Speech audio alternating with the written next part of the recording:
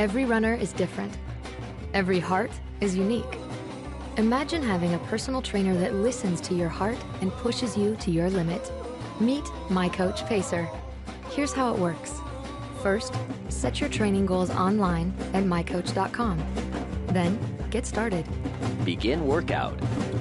MyCoach tracks your heart rate while you run, measures your pace and distance, and then gives you real-time audio feedback. Maintain blue zone. Using easy-to-understand color zones, MyCoach tells you when to speed up or slow down. Speed up to green zone. So whether you're building endurance or looking to qualify for Boston, MyCoach knows what you need to be a better runner, a smarter runner. Workout complete. MyCoach works great all by itself, but if you want to run with music, MyCoach is compatible with every MP3 player on the planet, providing real-time audio feedback even when you're listening to your favorite songs. MyCoach Pacer, your personal trainer that listens. Look better, feel better, be a better runner. Great job.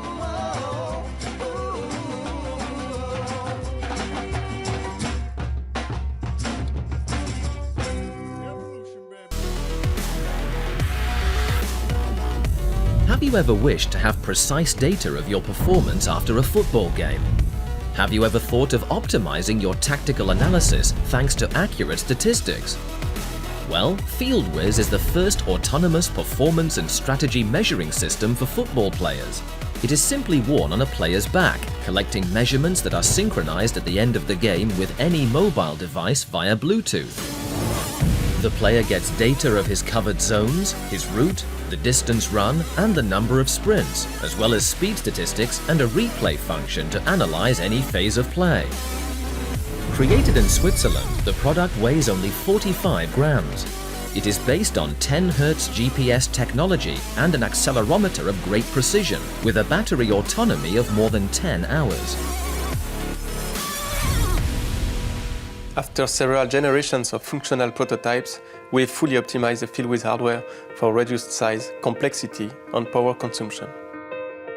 We gathered numerous feedbacks from team staff and players, which helped us to give the best value to the collected data. Until now, only the wealthiest football teams could afford measuring devices, which required dedicated staff to operate them. FieldWiz makes it affordable with a simple and autonomous kit. The system is delivered for either individual players or as a ready-to-use package for a whole team, which makes it a highly valuable tool for any coach or player to set goals and analyze progress. We love sports and technology. We love football. We love to play and to share. We want everybody to be able to access statistics, just like in top international teams. We want to empower coaches and players to optimize the game using our solution. Thanks to you, we can make it happen. Join us to bring your football experience to the next level.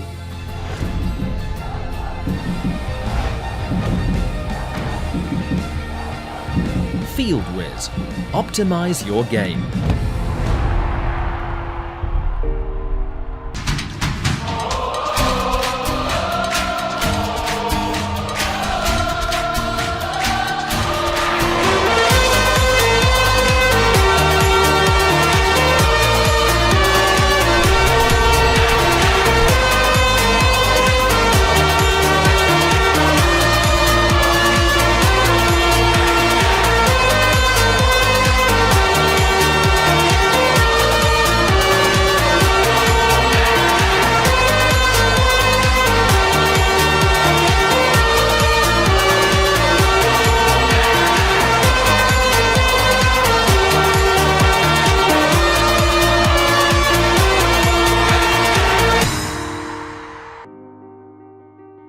The really exciting thing for me as a scientist working in football with regards to the G5 unit is it possesses additional characteristics that have been built in that will recognise goalkeeper-specific actions. So dives, repeated dives, short sprints followed by dives. Optimize G5 uses a goalkeeper-specific algorithm based on our IMA platform to measure accelerations, decelerations, changes of direction, jumps, both height and frequency, metabolic power, repeat high-intensity efforts, and return to feet after the goalkeeper dives. As it stands at the moment, the only device that gives you those algorithms is obviously the Catapult G5 unit. Goalkeepers have a unique training regime where they can do up to 8 times more work in training compared to games, whereas field-based players generally match their training demands to the game demands. So now that we can actually track dives and goalkeeper-specific sprints and the like, it puts a meaning to the information that we get. So it's not just general information that we're trying to apply to them, it's something that's being produced for goalkeepers as goalkeepers. Up until this point, there hasn't been a way to accurately measure a goalkeeper's training load, and arguably they're the most important player out on the pitch. Well, I've been working with Catapult now for 8 years. We've been quite intrinsically involved in the development of a number of the features that are specific to the Catapult software, and quite closely involved certainly in the development of this G5 unit. So it's exciting times now for Catapult. It's an all-encompassing performance monitoring tool that captures micro movements that can't be seen by the human eye. This isn't off-the-shelf technology, this is individually sourced electronics using intelligent algorithms to capture data and provide information that's never been obtainable before.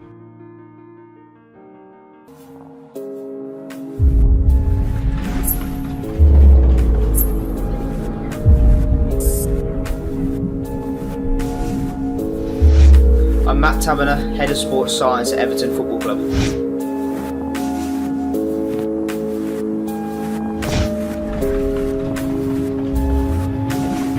The players will wear the units every day, whether it be from whether they're training with the team or from a rehab perspective. It might be we'll gather the training information in terms on a daily basis, a weekly basis, and then how that accumulates then over 2 weeks, 3 weeks and 4 week training loads, whether that be from an absolute point of view and a relative point of view from training, so we can get information in terms of what that player's doing over a longer picture. From pre-season, the game values, we look at that in terms of how each player performs. So we might have one player, for example Seamus Coleman, who produces a large amount of sprint and high intensity distance, whereas on the other side we've got Leighton Baines, which might be a bit more explosive distance inclined. So it's almost weighing up the balance and looking at that in relative terms rather than just the absolute value.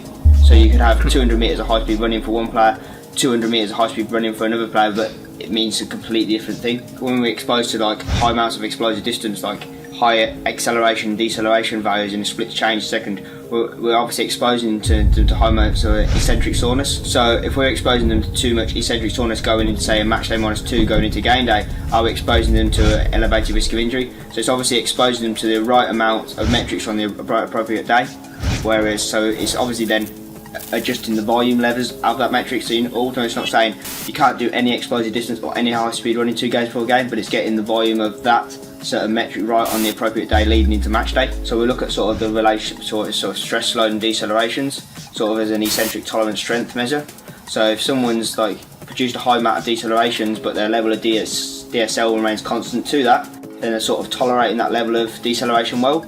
But if their stress load jumps up higher than sort of their decelerations, is that telling us there's something going on? Is there a risk of injury, which possibly that could account for? One of the big things in terms of how we've been to utilise the Viper this year and the past couple of years is obviously using it as a return to play strategy and tool.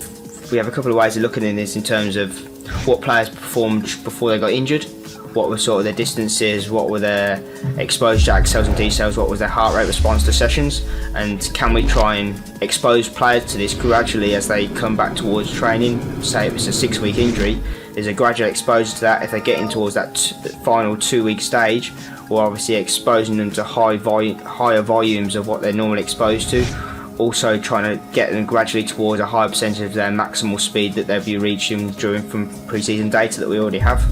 And then it's also looking at not just absolute terms but in relative terms into how that player responds in a game. Some of the research that recently been published from the Prozone data tell us that the game is getting more intense in nature. So that would tell us that total distances are coming down and the more high intensity actions such as the sprint distance and the high speed running are going up in games. So obviously we need to look at both the different aspects of the game in terms of what's appropriate on different game bases. If you look at it from a game perspective, if we're exposing players to lots of small sided games, we're exposing them to lots of explosive distance and sheer number of efforts within different acceleration, deceleration, velocity bands, whereas if you open up the pitch and go to bigger numbers where it's more game-based situations, then players are going to be exposed to more high-speed running for a wide player or more explosive distance for a centre half, and also the sheer magnitude of that acceleration and decelerations, because if there's more open area to develop speed and power, then that athlete's going to have to brake quickly. So obviously it's exposing them to the right amount of workload of the right sort of training on the appropriate days going into games. So if it's a match day -4, then it will be more an intense session, where it was a -2, it's a gradual build up into a low intensity -1, giving that optimal performance to produce power in the games, and obviously with a reduced risk.